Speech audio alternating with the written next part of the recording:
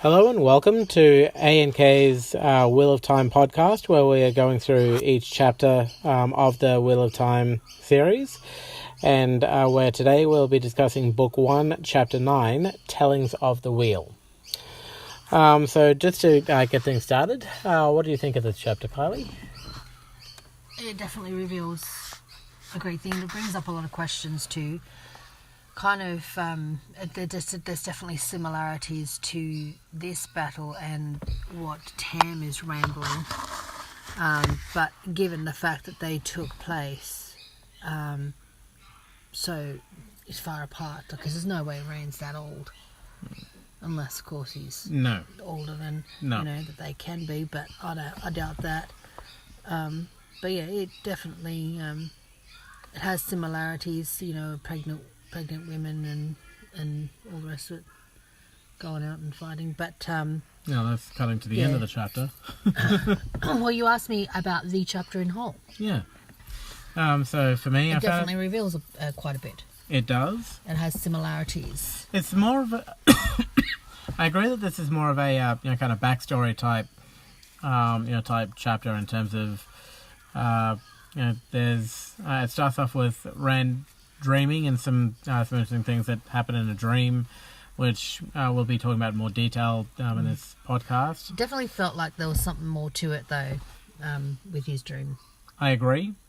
It's more of a just kind of lining things up and kind of finishing. The sense I'm getting for this chapter is kind of finish things off in Emond's Field prior to Rand and Mat and Moraine and Lan. All making final preparations to leave. It's kind of but there was a third one that was coming too. Perrin? Yeah, but he's not mentioned in this chapter, which I found interesting. No, he is not, but he is going to be going as well. Apparently, but we'll see what happens because... all three of them were supposed to be going. True.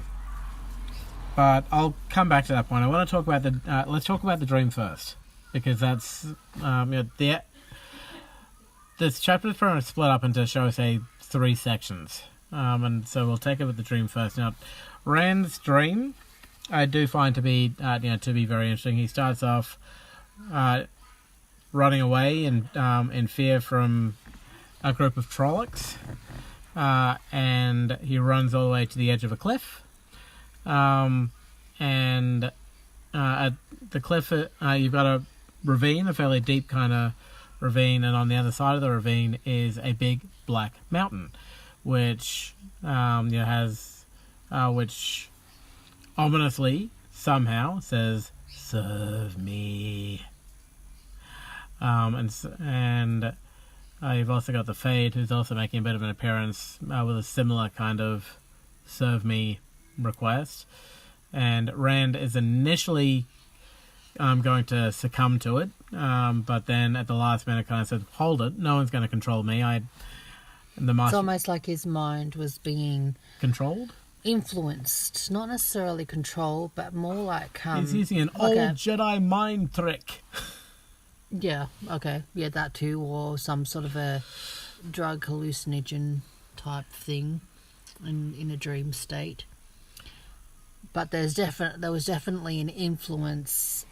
The details of the dream in of itself were interesting, with the description of the 2 different lands that he goes to, because the first one obviously is describing, and in all probable likeliness, the place in which the Dark One's dwelling, and he, after he wakes up from his sort of Jedi mind trick thing, as you call it, or fights it off, he then starts running and gets to the edge of a cliff and falls off it, and that's where it veers off into his second part. Just before we get to that, though, as far as the mountain's concerned, he does actually say, I will not serve you, Shaitan.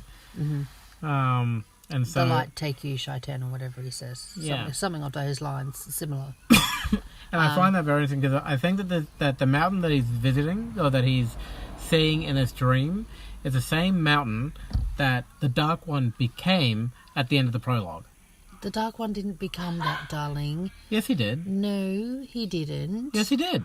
No, the person who became the mountain happened to be the dragon, not the Dark One. The Dark One wasn't even there. The Dark One was mentioned. Good point. Yeah, no, all right, I'll pay that.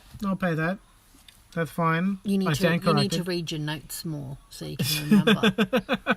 But you're right. It was the dragon, in his infinite sorrow at the utter desolation and destruction of his city, and in particular his family members, that he had somehow caused, turned himself into a mountain.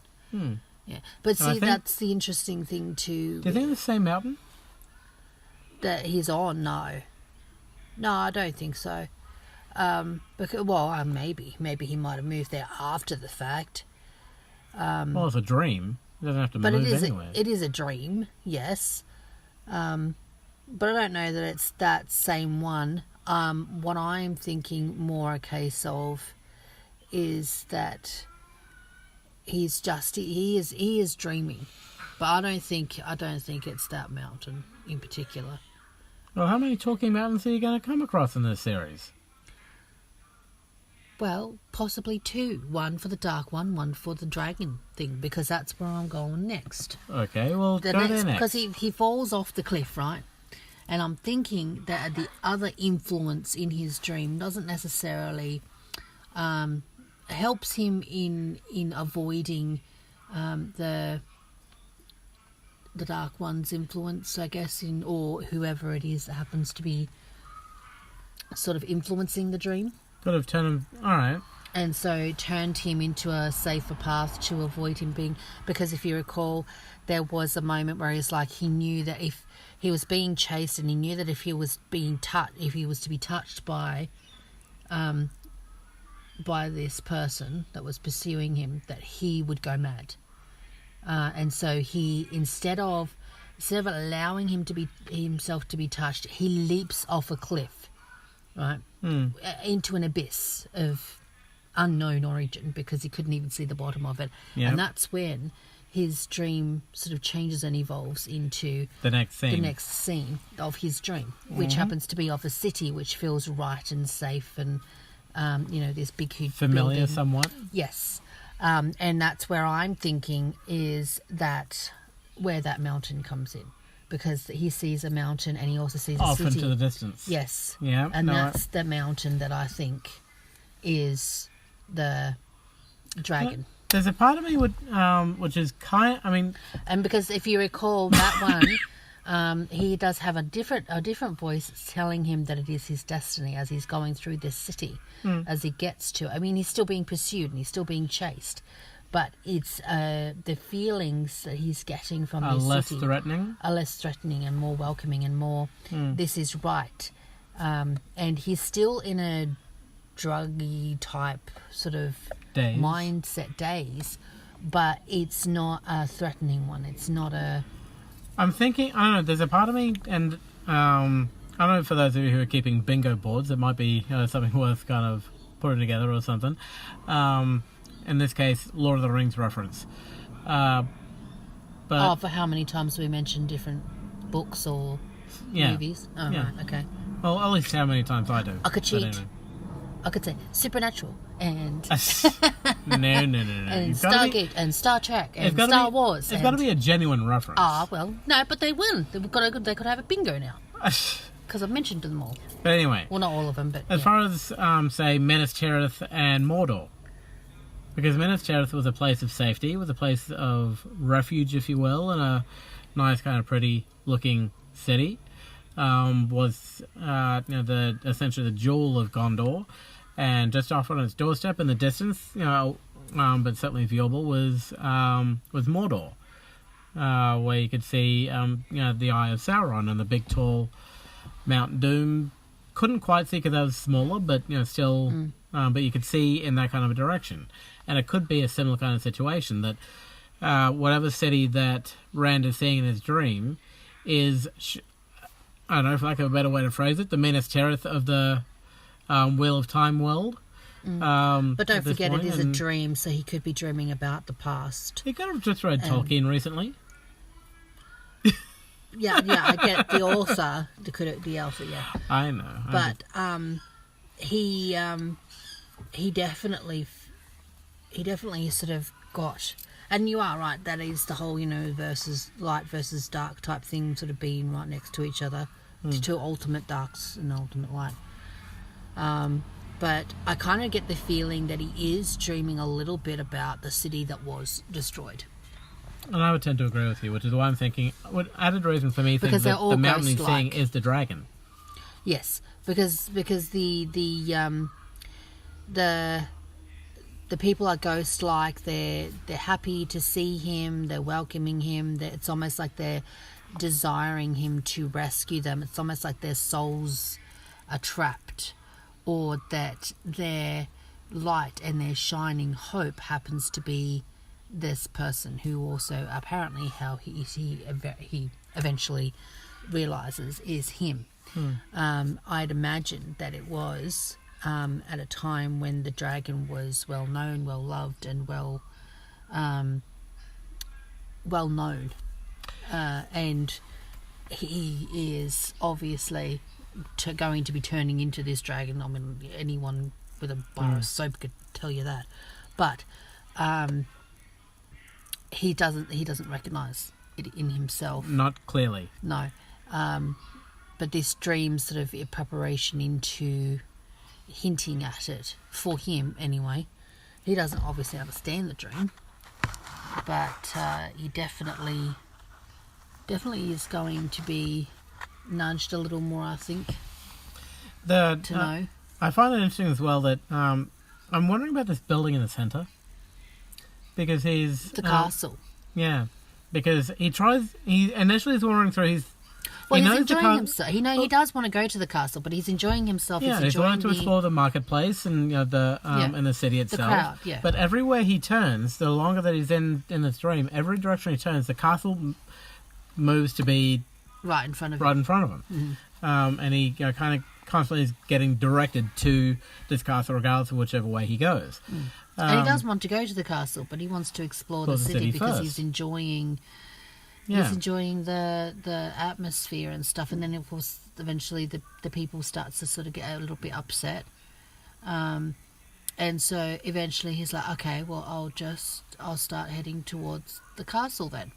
And as he's going, I find it's interesting that as he's going to the castle, all of a sudden the place comes alive, and he's having flowers thrown upon the ground for him, and he's dancing and he's laughing, and he actually is fully enjoying himself. Fully enjoying himself to the point where he cannot even remember the person that he has a crush on and loves, because it's just an interesting side note that he's really enjoying dancing and all the rest of it, and he's enjoyed the dancing so much that he can't even remember who the other people who he loved dancing with, and it all sort of, his life in Emmonsfield almost seemed insignificant and unimportant, because this was his moment, this was his time, he needed to go to the castle type thing. But the interesting thing I found is that when he gets to the castle, he's not greeted. All of a sudden the fun, happy, joyous feeling disappears is gone in one huge big smack. I've forgotten. Now, granted, it's been a little bit since I've actually read the chapter, and for your listeners who have been eagerly waiting for the next episode to come out, we do apologise for the delay, but it is school holidays for us at the moment, and it's a little harder with children running around for us to be able to do this in a relatively quiet-ish type spot. But anyway, it's been a while since I've read this particular part of the chapter. What was it that smacked him in the face to wake up? Because I know that it happened right when he entered the castle. We've been waiting for you. It was the Meridil, but how come? Oh, the Fade. The Fade thing. We'll call it the Fade. Yeah, just okay. to make it Because easier. I can't pronounce the M1. Fade. The Meridil. The Meridil, that's it. I can't. Yeah, there's a lot of interesting pronunciations in this book, I have to say. You kind of look at them all and going, yeah, okay, how would we pronounce that particular name? I'm rather curious as to where all of the names for these places came up with. People are able to be quite creative with the English language to the point of absolutely destroying it in some cases. But But then there's also the cases of when in some particular books you actually have to build up a particular language. I mean, the amount of research that would have had to have gone into creating this world, and then thinking of, because you're not just, when you're writing the book, you're not just thinking of how a particular cultures would act and things like that, but also how they speak and the types of names they would have, and then it's got to make sense as well. So he's done quite. He's a he. Yeah, Robert's done quite well with the development in terms of the language that his characters would have. I agree, and there's it's one facet to a lot of creative people that I've always found both fascinating and very impressive. Next thing on your bingo board, people, will be a Star Trek reference. I already said Star Trek. That one doesn't count. It does here because I'm actually making a genuine reference in this case in terms of the Klingons. Because initially with the original series they were kind of a bland, kind of warlike, conqueror type people, but as you go through the Next Generation and the series kind of going from there, they become a very rich kind of culture, all about duty and honor. I compare them very much to the samurai, as far in Japan is concerned. I think that's where a lot of the source material came from, but in addition to that, Really? they also... Okay, I didn't see much of that. No, I do. Just with their codes of honor. Oh, okay, right. The only one I know is Worf. Just with their, their codes of honor, but also the fact that Mike Okuda, the primary creative designer for the Star Trek series, had to come up with an entire language, for the Klingon race, and that is the only race. And people actually learn that too. Yeah, they're actually Klingon schools. They're Klingon language schools. It's amazing. And you can also, there are a couple of audio type tapes you can get that teach you some basic Klingon too, which I did have at one point, but have since gone walkabout somewhere. Oh, thank goodness for that. But anyway, I love how creative people have to be. But anyway, we seem to have wandered from the topic a little bit. Well, not overly. I mean, we are talking about the creation of. To put simply, though, I just love how creative people have to be able to come up with these cultures and these people and the languages and the worlds that happen in various stories. And that's just before they actually tell the story as well. Or as they're going, in some cases. No, because I think you kind of need to, there's a lot of research. I don't disagree, but I'm just saying that sometimes you don't know what you need to research until you get to that particular point in writing the story. Maybe. But For example, I do think that there are some things that you would definitely have a background, an idea on as I'll put it this way, you wouldn't have to know if you had to create Elvish until you actually got to a point with elves. If you weren't going to include elves in your story, then you wouldn't know you had to create that stuff. I'd imagine quite easily most people would know that they want elves and dwarves and whatnot in there. Considering that Lord of the Rings, and feel free to correct me on this one, listeners, I could be wrong, but considering that elves were first used in Lord of the Rings, Tolkien may not have known that until they actually got to the council when elves started to be used. I don't know about that. I'm just saying. Yeah. But anyway, so this "We Have Been Waiting for You" by the Murdroll kind of freaks Rand to the point of waking up. Waken, yeah. And so he looks around the room, sees that it's dark out. There's a fire, a low fire kind of in the hearth, and a warm thing of broth next to him. And the room is being straightened up a little, and he kind of, in his mind, compliments Lady Elvira. Well, before you do that, I personally think that the voice saying it's your destiny happens to be the previous dragon. Mountain? Mountain. Yeah, the dragon mountain. Possibly. The previous dragon.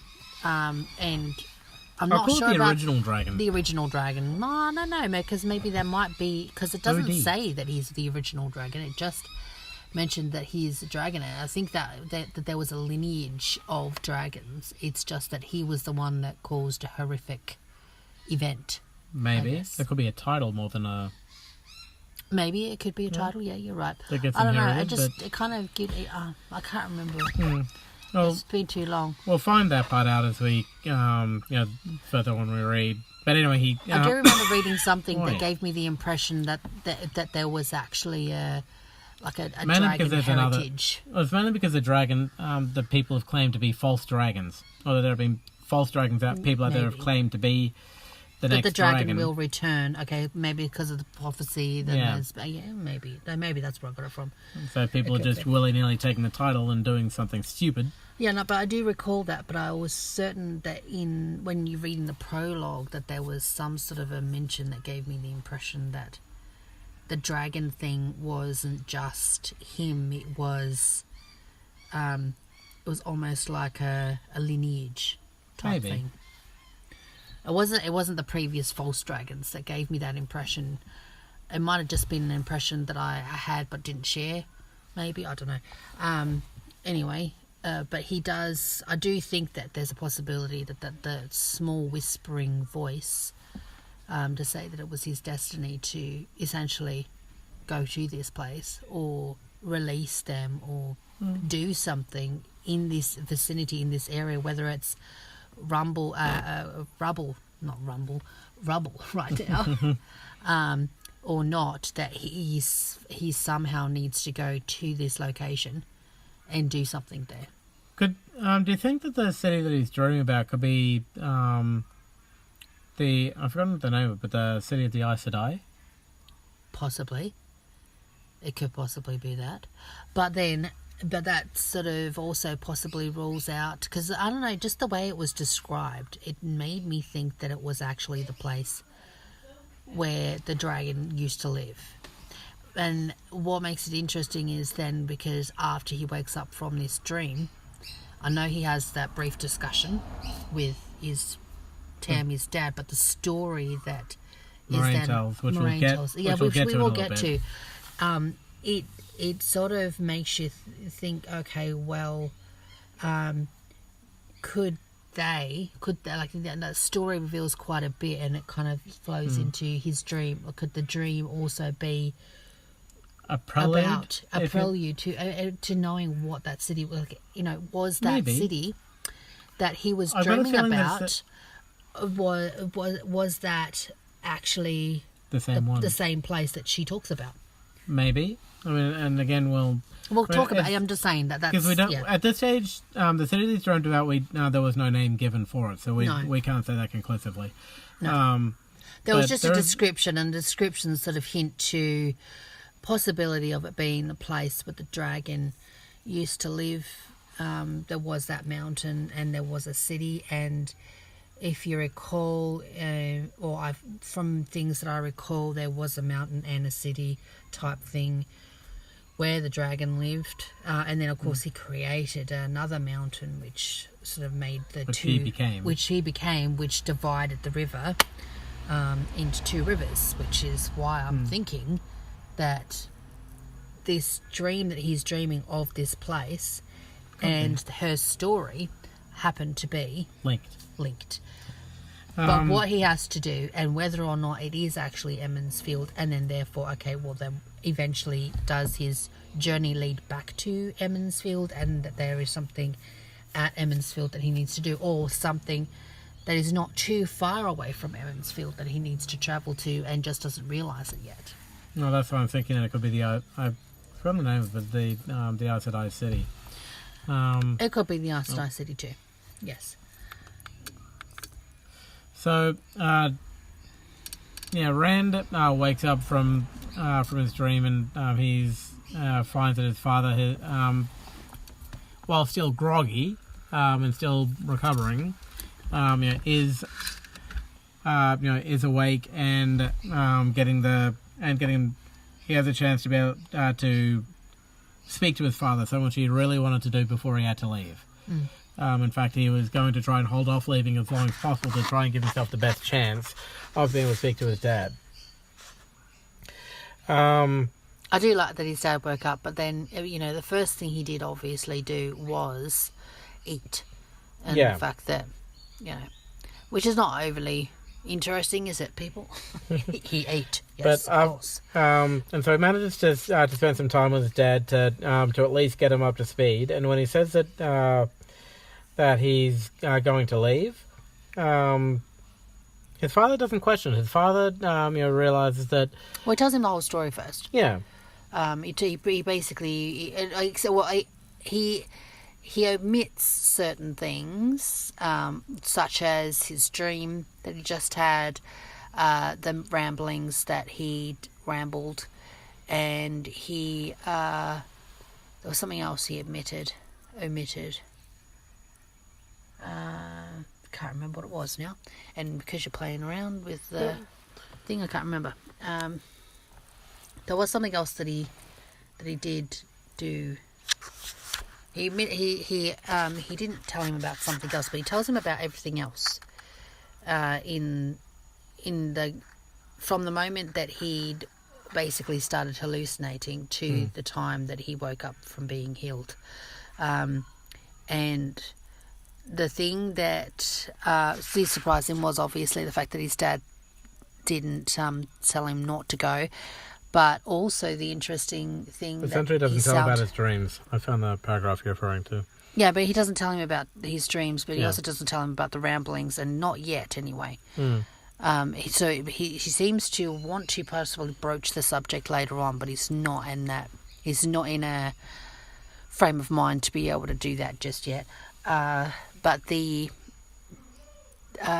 thing that I found interesting here in this particular instance is that he wanted to know exactly what Maureen said and how she said it. So it wasn't just give me a general view of what she said. Word for word as best as you can. Yeah. Tell me What she said. And it's because so clearly the Aes Sedai are not trusted very well at all, and they're known for telling the truth, but it doesn't necessarily mean that it's the truth that you believe it to be, which I found interesting. So that brought me to, in Aragon, with Christopher Polini, how he gets his elves. They have the Elven language, which was also developed quite well. Yes. And when they speak their Elven language, they cannot tell a lie. They have to, when they speak the words that they speak, they have to believe in them. Or in Shadowhunters with the Mortal Instruments series, the elves. The sword. No, not the They've got sword. the The sword. elves can't lie. The fairies, not the elves. The fairies good can't point. lie. Sorry, my bad. That's true. Yeah, there's quite a number of different different books that have a species that doesn't lie, but they cannot lie. In the Elven language, the elves can lie, but they cannot do it effectively in The Elven language. in the Elven language. They get creative They can with be it. creative with it. That's right. I was just about to say they can be creative with it. They can omit truths. So they can still tell the truth, but leave out details that are not of benefit to them. And this is a similar type scenario here, where the Aes Sedai seem to have a similar reputation for telling the truth, but it not being necessarily understood to its listeners the way it really is intended, or its true intention, the true intentions of why they're telling you what they're telling you, and what is being, left out, kind of reading between the lines type thing. So I found that interesting, that their stigma is that they have of the Aes Sedai is quite strong, and it's not just in any deals that you make with them; it's in what they tell you as well. And it's a general thing. It's not specific to anyone. It's just if you are an Aes Sedai. Yeah, Anyway, while it's the culture, the whole race. while this conversation with Tam is taking place, Lamb comes in and says, "There's trouble brewing. We've got to go." Rand takes another couple of minutes, and then Lamb comes in a second time. We really have to be going now. He does also say goodbye to his dad. He has that chance. He has that chance, but it also the fact that he knows that his dad can't come along, and then the fact that he does want to come, but he can't. Yeah, because he realizes that A, he's injured, and B, he would be a hindrance on this trip. He needs to be kept separate for some reason. Yeah. It's because he's injured. Injured, yeah. He's weak. So Rand ends up, after leaving his father, goes out to the front room of the inn, and where he sees Matt and Lamb looking out a window. He looks out as well and sees that there's quite a crowd brewing outside with Moraine. And this is a kind of crowd which is the whole pitchforks and what's the mob? It's kind of like a mob. I'm trying to think of the It is practically lynch mob. That's what I'm looking for. A lynch mob, yeah. Okay. Where they're essentially saying, But not a very brave one at that. No. No. There are a couple of brave people there who say, and really only one. The other two kind of get wrangled into it, but with the so But it's they're all mainly there. three. But the rest are all Moraine, ever since you came, the Trollocs have come. All hell has broken loose in this town. It's your fault. How dare you get here? Get the heck out of here. We don't want you.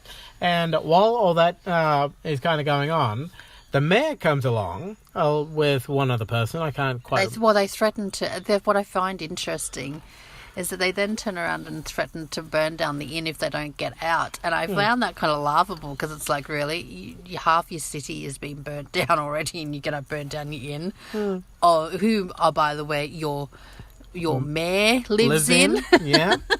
Not to mention providing shelter for a number of injured people. Yeah, right now, like Tam, and I don't think you're going to be... they're going to be happy about that. But the mayor comes along. Funny. So it was obviously it was an idle threat. The mayor comes along with one other person. I can't quite remember who, and essentially says, "Okay, you stop and think for a minute.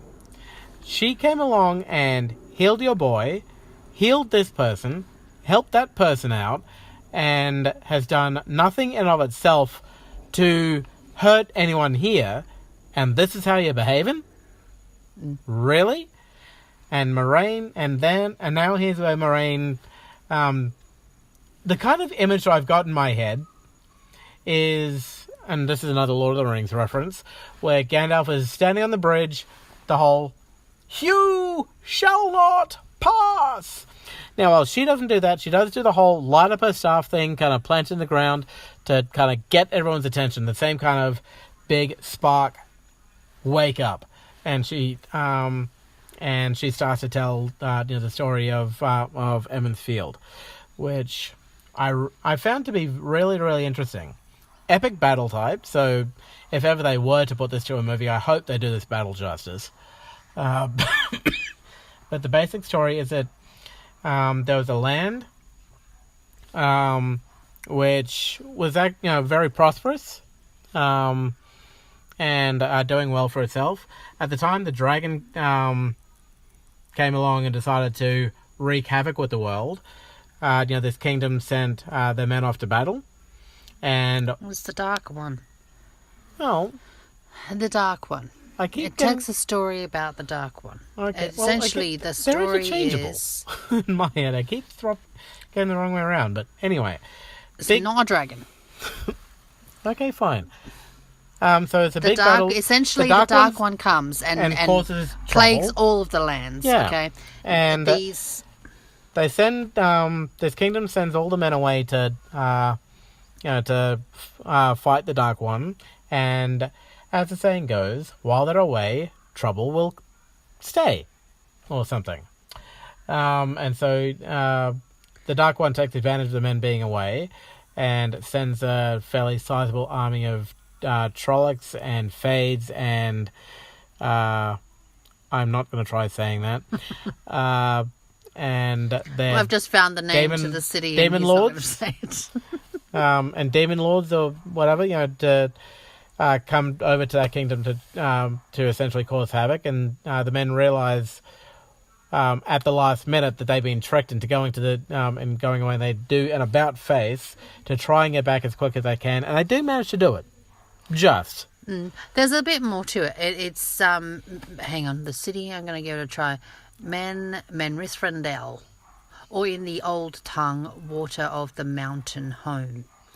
So sparkling waters, but he describes it as a beautiful place, which is why I thought that his dream, and that he dreamed. What I'm saying is very prosperous, very beautiful, very and that Rand's dream and this city that she's telling a story of is the same thing, and it's not just that these they went and helped other kingdoms. They didn't, the King Thorin, which I found quite good. Oh, Aemon Thorin. It's almost like he thought, it was his duty and his service to not just protect his own kingdom, but to drive out the darkness and to save the way Gondor was supposed to be. Yes, I'll phrase it like that. Yeah, to help others, even if it wasn't his kingdom, but to help them. So if they called for aid, because the Dark One was there, he would go, right? And eventually they drove him back all the way, almost essentially, I guess, to his little island of whatever. It's not an island, but, his little fortress type thing, right? He was essentially on the brink of winking out. And it was then that they heard news, just as they were victorious at finally quelching out it across all the other lands, that their home was then threatened. And because, of course, they are leagues and leagues away from their own home, and the only people that were left there were mainly men, women and children, and a few soldiers to guard the city, as it were, but not enough to hold off, an army, as it were. And that's why she tells the story rather magnificently. I agree. And it's done. It's said. It's told. Let's just say put a gleam into shame. Yeah. The way she tells it, essentially. Essentially, the Trollocs had come, and the Dark One's armies essentially swooped in, and the king sends his queen away. As well, which is also a key point to the story, and there is they burn the bridges. No, they don't burn the bridges. They destroy them. Defend them. No, they defend them. No, they don't. Yes, they do. They defend the bridges, and the Trollocs after they send out word. They send out word, and they get a reply to say that they're going to receive aid within 3 days from all these other kingdoms. They send out aid to other kingdoms. They get a reply to say 3 days. They hold off for 3 days, and on the third night, no one came. And they hold out for 9 days, I think it is, and then that's when they finally realise that no one's coming to help them, and eventually the Dark Ones cross the bridges and they burn them. As they, that's when they get burnt, so that rescuers or so that other people cannot flee the city. Okay, so the Trollocs have come in. They've crossed the Tarandel, whatever it is. Yeah, the bridges. Essentially, I'm just calling it the bridges. Yeah. And as a result, they've cut off escape essentially into the city. There are some that do escape through a secret entrance, I'm gathering, but the bridges have collapsed. So it's not the case, if I remember, the way the Trollocs get over the water is by the fact that so many of them die that they create their own body bridge, as it were. Initially the demon lords project some of them over, but no, that was them. They did not give up, and that was her describing that not an inch of ground was given up until it was bathed in blood. Yes. Yeah. But that was her describing that moment about how hard they fought, and it wasn't until that last moment that they, women and children went farmers. Kind of like the end of the third Hobbit movie. Get another reference, because at the end of the third Hobbit movie, when the city oh man, I'm kicking myself for not remembering the name, but anyway, is essentially being overrun, and the women have all been kind of stowed away that they were. This is our town too. We should, we should defend it. And the women go out there to fight with the men. I love the way that I know what you're talking about. The children get left behind, get stayed in the thing, but the women come out of that town hall. Yeah. And I love the fact that the dude. I can't remember the name of the dude, but he gets eaten by a troll in the end. Yeah. Or catapulted into one. That was beautiful. That was funny. Wasn't that a funny moment? In the extended edition. In the extended edition, yeah. How he runs away and he's hiding, and he dresses up in a woman's clothing, and he uses gold to create his boobs. I thought that was funny.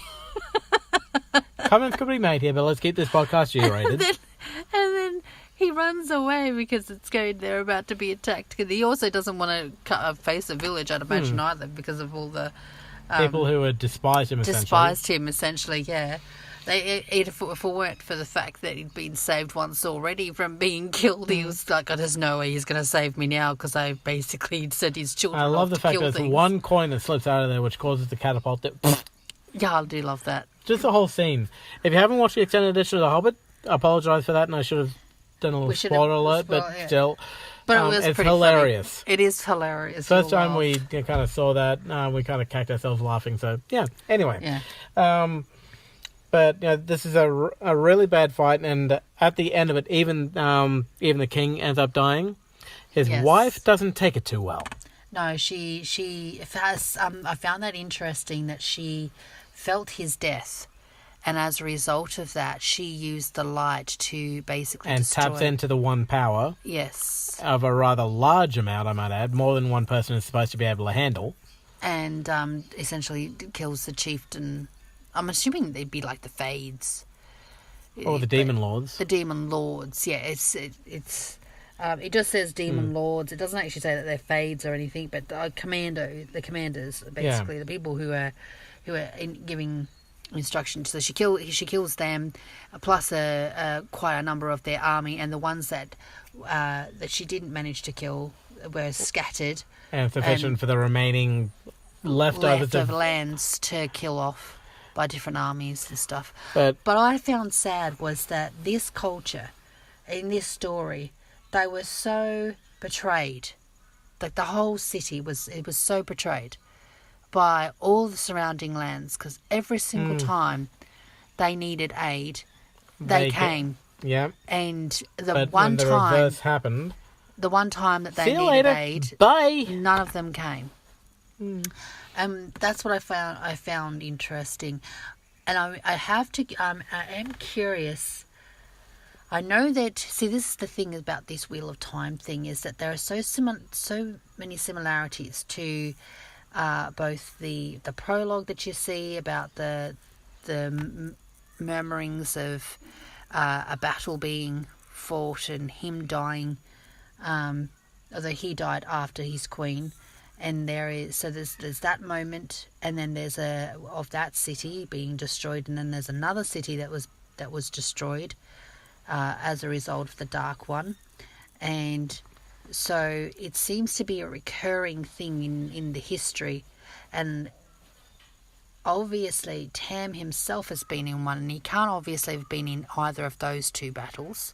No. And definitely there's a difference between the one that Maureen talks about and the prologue battle, because the king dies last in that one, goes mad, and the king dies first in this one, and then the wife ends up. This is where I think the term Wheel of Time kind of can come into it, because wheels, another word for a wheel is a cycle. Yeah. And that there could be a series of events. That event one happens, then there's which cause an effect. Dark One raises a dragon. Dragon causes mayhem. Dragon Why gets. Did you read this dragon thing?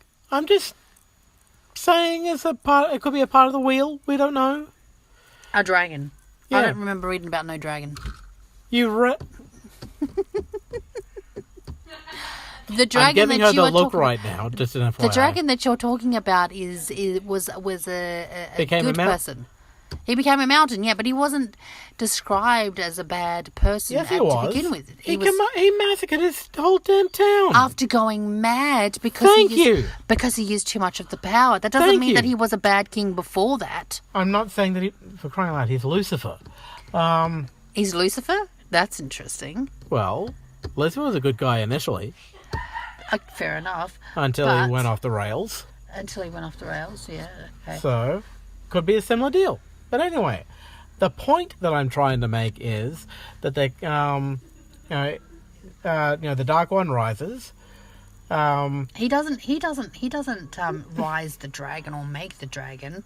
I The dragon is a person, and he has I the love it how power. you're missing my point. I'm not missing your point. I'm just correcting you on what you assume because you said he raises the dragon. He doesn't raise the dragon. He doesn't make the Fine. dragon. Dark One rises, causes trouble. Trouble and the Cause and effect. yeah, and my guess he's got a chief lieutenant or someone, which is where I'm saying the Which is dragon the might come into it possibly because the Dark One could have manipulated the dragon to using that much power. We don't know what the situation was with the dragon that was in the prologue or with any dragons that have happened since. Dragons have been a recurring thing. You have said that yourself. Yes. And they But have he all claimed... was not. But the dragon was not in league with the Dark One He- or his After minion. he went mad, he did for a while. He did not. He got influenced by him and went mad. And that influence is not in league with? He's not in league with him. In league means an alliance. Means that he is accepting. He was Well, affected to the all point I'm saying is that where he went mad. trouble happens. Dark One rises. It was a cause and effect. And then the Dark One gets beaten down. And then the Dark One spends some time regenerating, and the wheel starts again.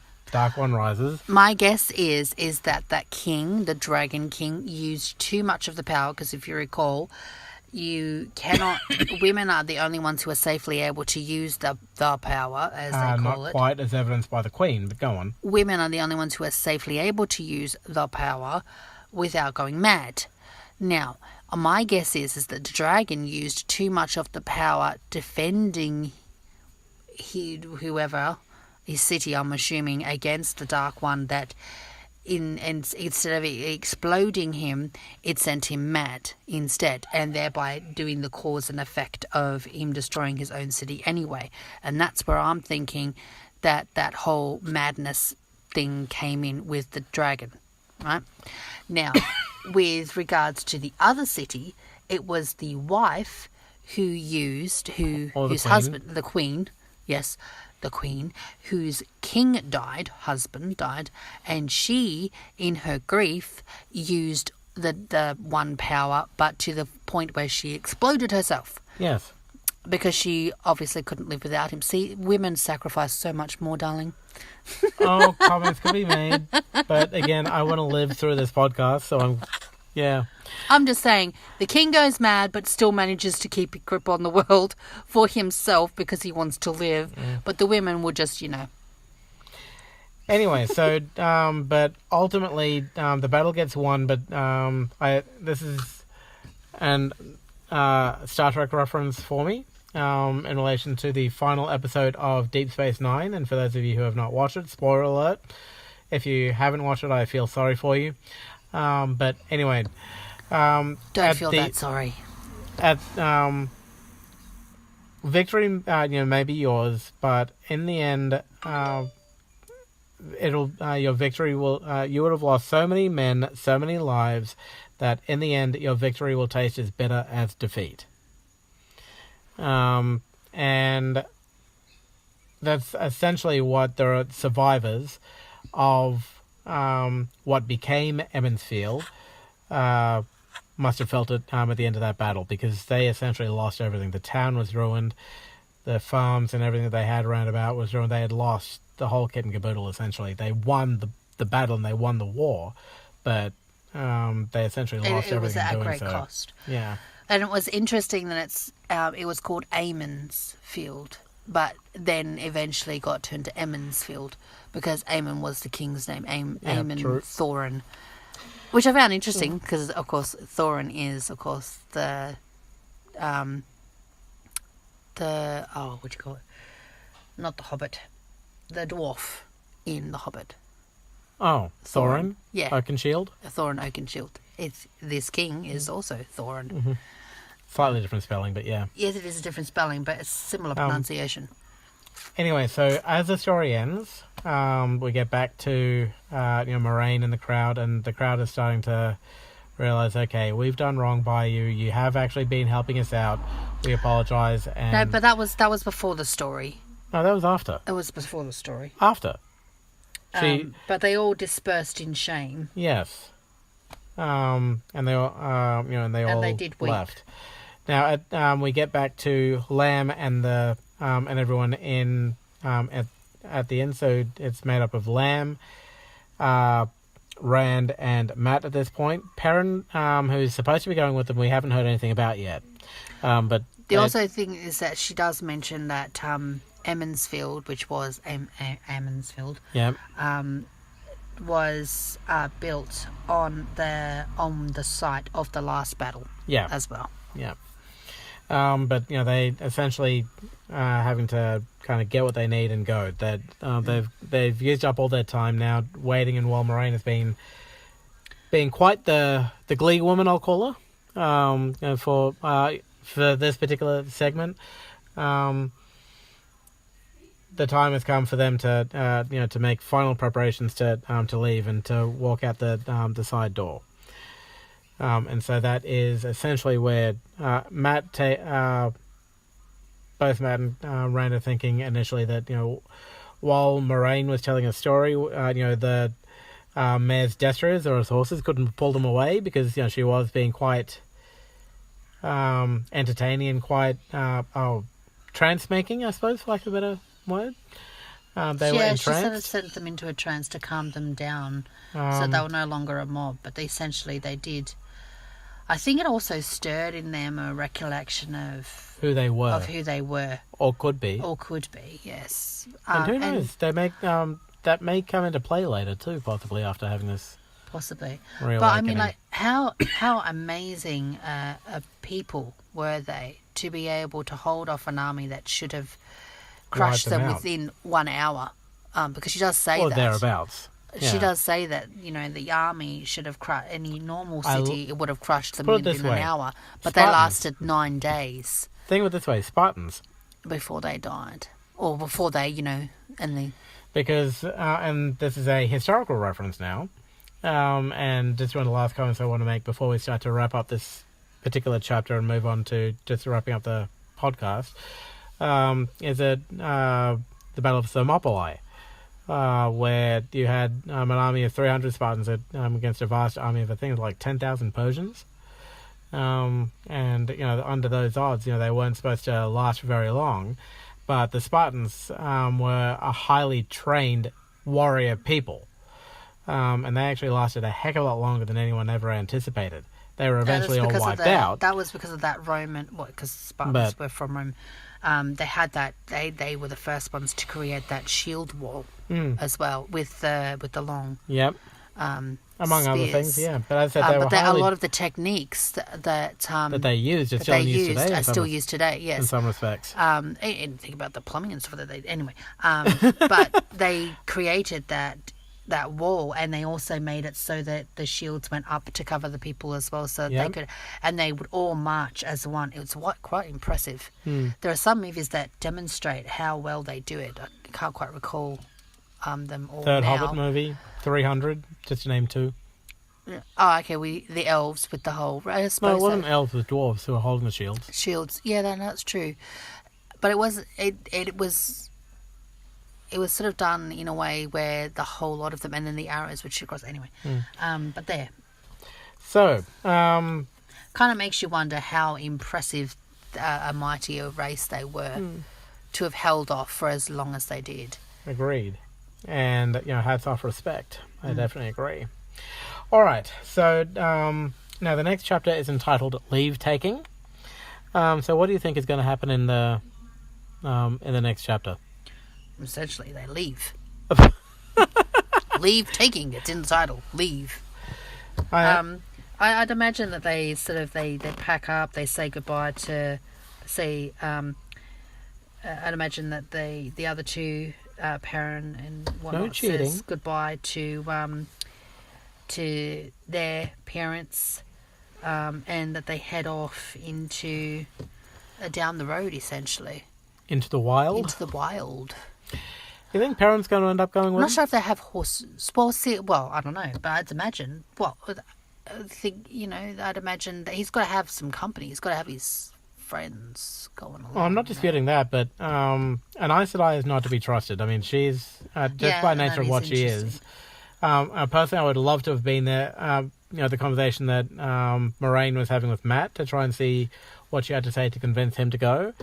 But Matt is also he's obviously more adventurous too. He is definitely more adventurous. So the possibility of him needing permission from his parents to go is not as high as what Perrin's would be, because Perrin's still very much a homeboy. Oh, it's not that. He's younger too as well. Not by much. They're within the same kind of age range, give or take. No, I think he was 2 years younger. No, couldn't have been. Because if you remember, the reason why they're going is because the Fade was looking for someone who was, just for argument's sake, 19 years, 4 months. Ah, okay, that must be different. Oh, no, that must be a different friend we're thinking about then. And so it was, just for argument's sake, but you get the idea. Okay. And so, but I think I'm look forward to finding out if Perrin does actually end up going or if he ends up staying behind. I don't trust the Aes Sedai. I don't believe what she says. I'm going to be fine.